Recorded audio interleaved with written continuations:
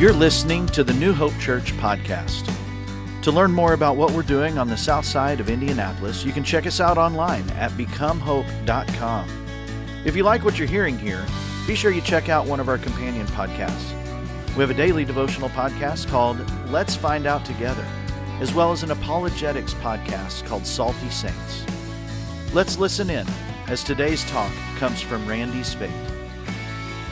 It's good to see everybody here today. Thank you so much for choosing to spend part of your busy day here with us.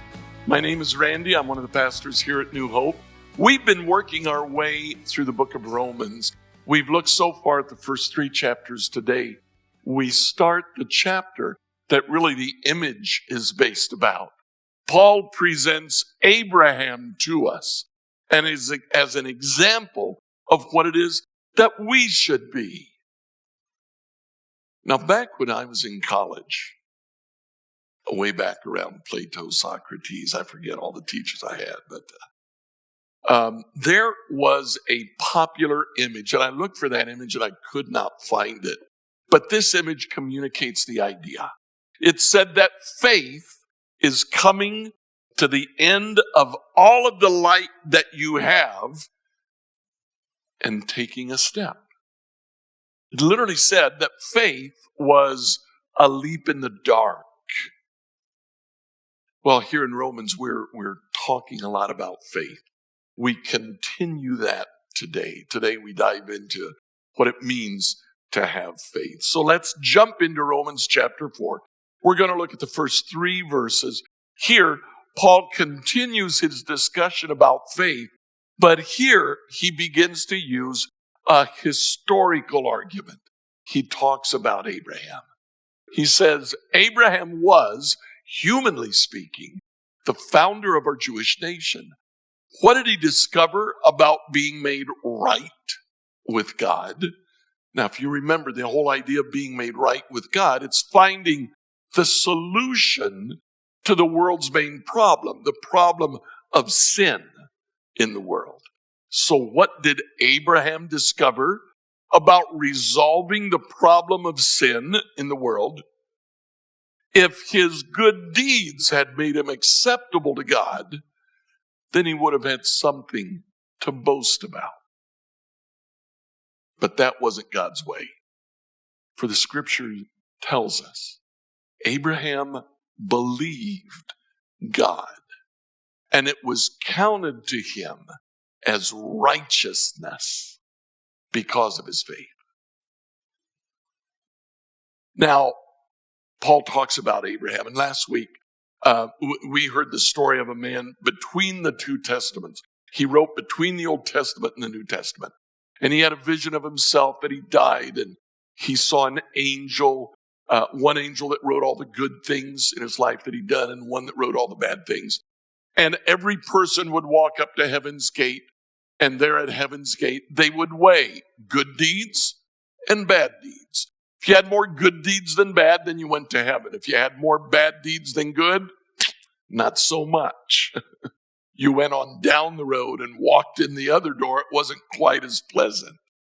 But if your life kind of balanced out, this man said that Abraham would come out of heaven because he had so many good deeds that he'd throw some of his good deeds on the good side of your balance, and you could get into heaven by the merits of Abraham.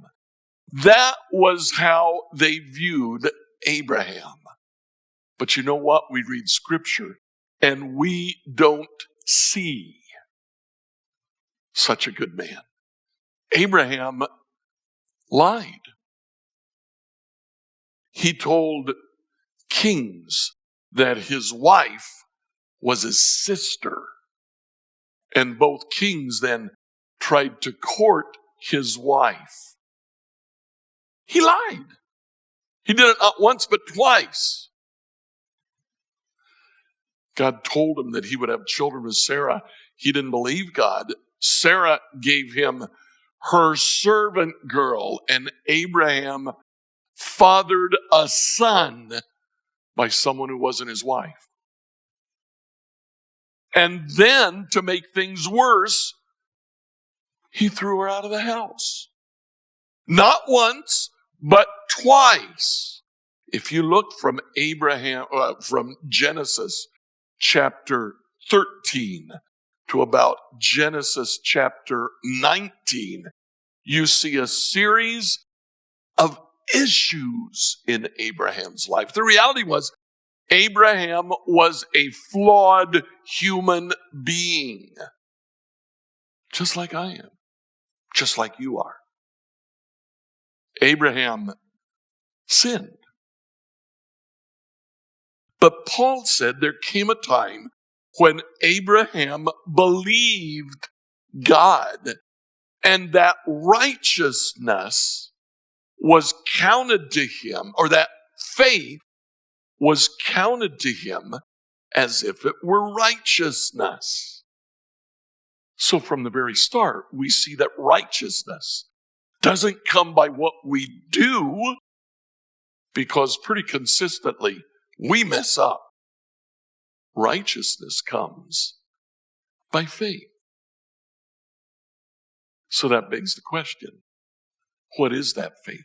What was it that Abraham was asked to believe? If Abraham believed God and that faith was counted to him as righteousness, what was he asked to believe? Well, we got to go back to the Old Testament. So we go to the book of Genesis. The first time that God speaks to Abraham comes in Genesis chapter 12. And among the other things that God tells Abraham at that point, he says, I will make you into a great nation. I will bless you and make you famous. And then you'll be a blessing to others. So God asked Abraham to believe that God would bless Abraham. And then that Abraham would bless others around him as well. Now, years later, we come to Genesis 15. God appears to Abraham again. And this time, sometime later, the Lord spoke to Abraham in a vision. He said to him, don't be afraid, Abraham. I will protect you, and your reward will be great. It's interesting, God said that he would protect Abraham. It's after this that Abraham lies because he was afraid and he just tried to protect himself. But he was asked to believe that God would protect him. Now this time, God asked Abraham to believe that he would be the father of a great nation. He goes on, verse 15, chapter 15, verse 5. The Lord took Abraham outside and he said to him, look up into the sky, count the stars. See if you can. Count the stars. That's how many descendants you're going to have. So God asks Abraham to believe that he would be the father of a great nation. And that's in spite of the fact that at this point, Abraham was 85 years old and his wife was 75. Okay, so now faith is getting serious. It's not just believing that God will be with us and protect us, but believe that your 75-year-old wife will give birth to a baby. That's a miracle. Then the Lord told Abraham that that nation, those descendants, would inherit a particular land. I have given this land to your descendants, all the way from the border of Egypt to the great Euphrates River. Now, Abraham lived on a small parcel of land within the territory that came to be known as the land of Israel. God said, Abraham, you're going to own, your descendants are going to own not only this, but look as far as you can see. Start walking as far as you can walk. All the way from the border of Egypt to the border of Babylon. It's going to be yours. That's what Abraham was asked to believe. In essence, what was it that Abraham was asked to believe? He was simply asked to believe the conditions of the first covenant. This is the first covenant that God made with Abraham. So what about us? We're supposed to have faith like Abraham. We have Abraham over there. We're over there on that side. We're supposed to have faith like Abraham. So what is it that we are supposed to be? Very simply, we are to believe the conditions of the second covenant. Because when Jesus came to earth to die on the cross, that was a new covenant that God made with us. So what are the conditions of the second covenant?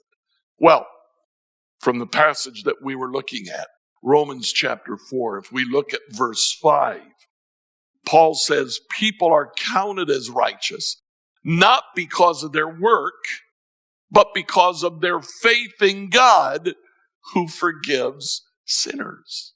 We are first of all to believe that God forgives our sin. So what's the answer to the main problem that we face? What's the answer to the world's problems? Well, it's not inside us. The answer to the sin problem doesn't come from here. It comes from outside. It comes when God forgives us. We are asked to believe that unless someone else helps us, we're lost. There's nothing we can do. Now, Paul goes on later on in the very same chapter, chapter 4, verse 13. He says, God's promise to give the whole earth to Abraham and his descendants was based not on his obedience to the law, because quite frankly, he didn't obey the law. Rather, it was based on a right relationship with God that comes by faith. We're asked to believe that our faith is primarily a relationship with God. It's being in that relationship with God that allows us to enter into that second covenant with God.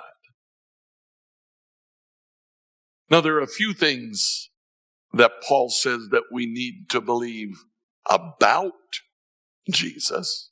A couple of chapters later, Romans chapter 10, verse 9, if you openly declare that Jesus is Lord and believe in your heart that God raised him from the dead, you will be saved. So these are things that we believe about Jesus. That Jesus was divine, that he was and is Lord, and that he died a real death and then stood up and walked away from that death. He was resurrected to a real life. Now, Paul ultimately is saying that our faith is not primarily believing about Jesus. Rather, it's about knowing Jesus. Faith is not primarily up here. It's primarily here. Who we choose to follow, who we choose to believe. So what does it mean then to believe? We started with the picture. Is faith really a jump in the dark? Is it a leap into what we have no idea is coming? Well, apparently the Hebrews didn't think that. Now, the Hebrew language at the time of the Old Testament, did you know that when Israel went back to, when the Jewish people went back to Israel in 1948, they resurrected biblical Hebrew. And everybody that lived in Israel had to learn biblical Hebrew. They literally resurrected a dead language, or at least the language that was only alive when they read scriptures in their synagogues. The Hebrew of the Old Testament only has 1,200 words. Now, just as a point of comparison, the English language as spoken by a 6th grader, 12 years old. Hebrew language has 1,200 words. The English language, a 6th grade reading level of the English language, requires 50,000 words. 1,200, 50,000. So what gives? Could Hebrew just not express all the concepts? Of course it can. It had to learn to express all the concepts. But what happened is one Hebrew word stands for many different concepts. Here's a good example of that. We have 2 words here taken from Hebrew. The word kedem over on that side, and the word ahor over here on this side. The word kedem primarily means the place where the sun rises. So, science question, where does the sun rise? Come on, yeah, that's right, the east. Good on you, you passed. So that's the east. So that is kedem. Ahor is the place where the sun sets. So that is back there. Not surprisingly, the word kedem also means east. And the word ahor means west. Okay, we kind of get that. The context will tell us in any given situation what it is that these words are referring to. Is it sunrise or is it east? Here's where things get interesting. Kedem also means front, ahead of me, in front of me. And ahor means behind me. Now that's interesting. That's why if you go to Israel and you buy a map, when you open up the map, it will look different from one of our maps because the top of the map is east. You go to downtown Indianapolis, you buy a map, you open up the map. What's at the top of the map? North. Always. Always. It's never different. So our maps of Israel have a nation that looks like this. That's not their view. They see a nation that looks like this because the top of the map is east, not north. Now, here's where it gets really interesting. If we were to put ourselves on a timeline, over here's the past, over here is the future, and here we are right in the middle of those. Past over here on the left, future over here on the right. We're standing in the middle. Which way are we facing? Now think about that. Which way do we face? I dare say that you probably said to yourself, oh, we face the future. I've even seen pictures, memes, representations of somebody facing the future and marching confidently into the future because that's what lies ahead of us. That's progress. We don't want to go backwards into the past. We want what's new, what's exciting, what's changing. In the Hebrew language, the word kedem means ahead of us, and it means the past. The word ahor means what is behind us, and it means the future.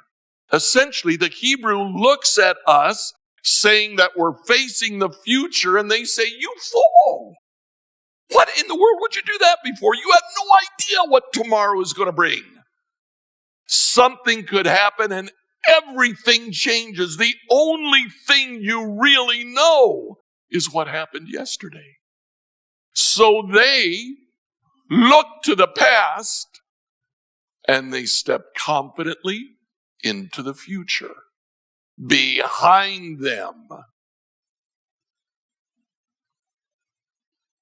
What is it that they're doing? They look to the past, and you know what they see in the past?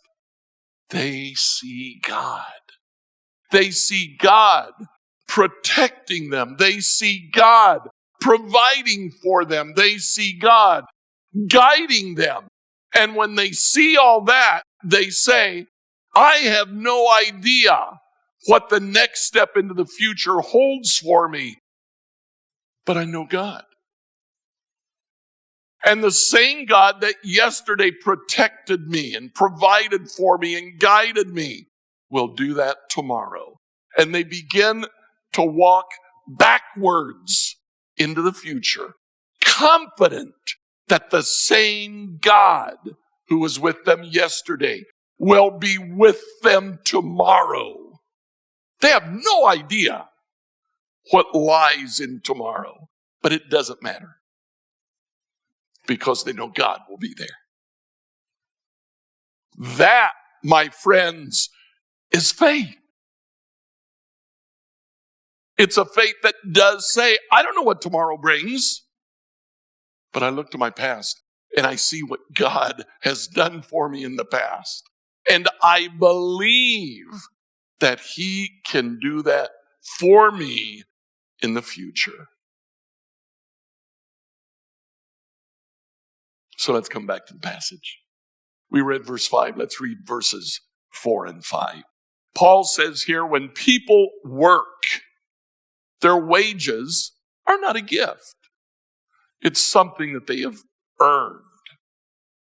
But people are counted as righteous, not because of their work, but because of their faith in God who forgives sinners.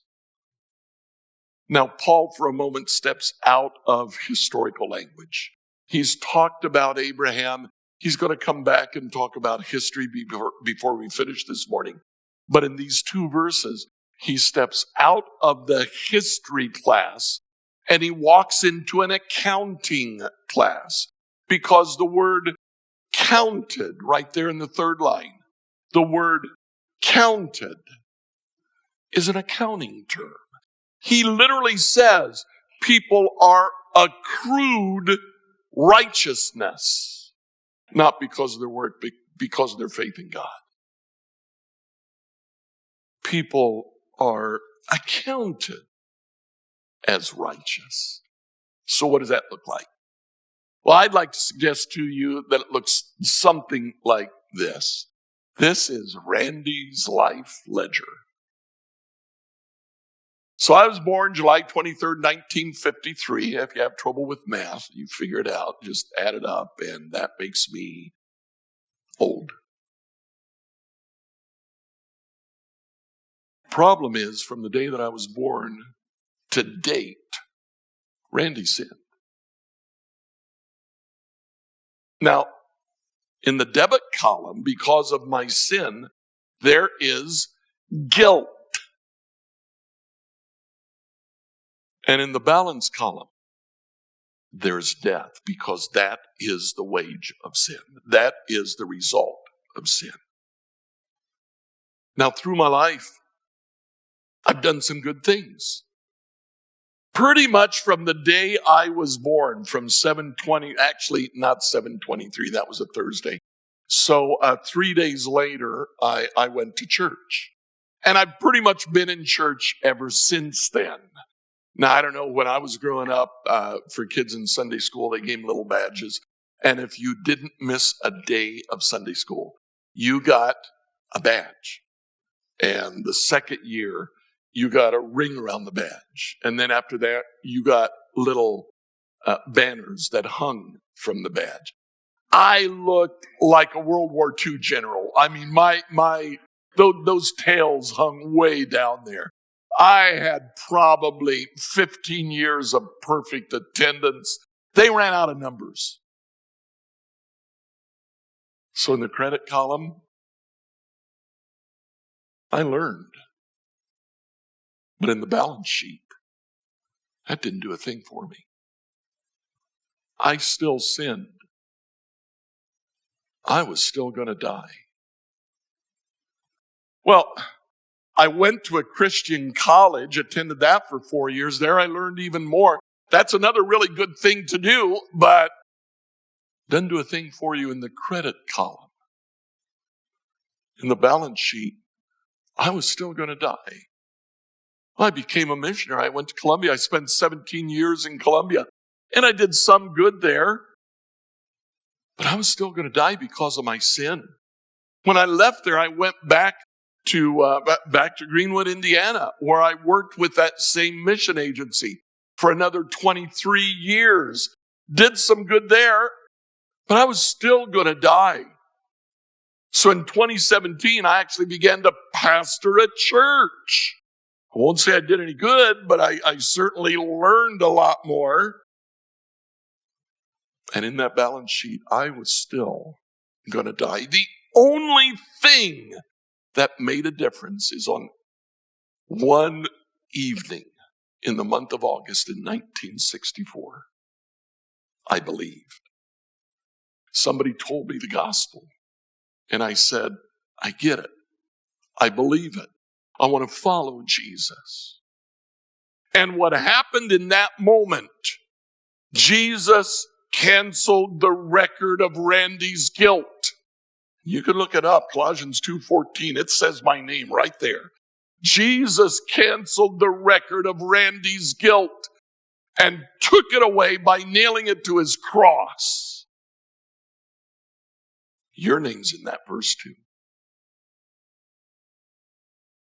That is the only thing that changes anything. The help comes from outside. I was accrued righteousness, not my own.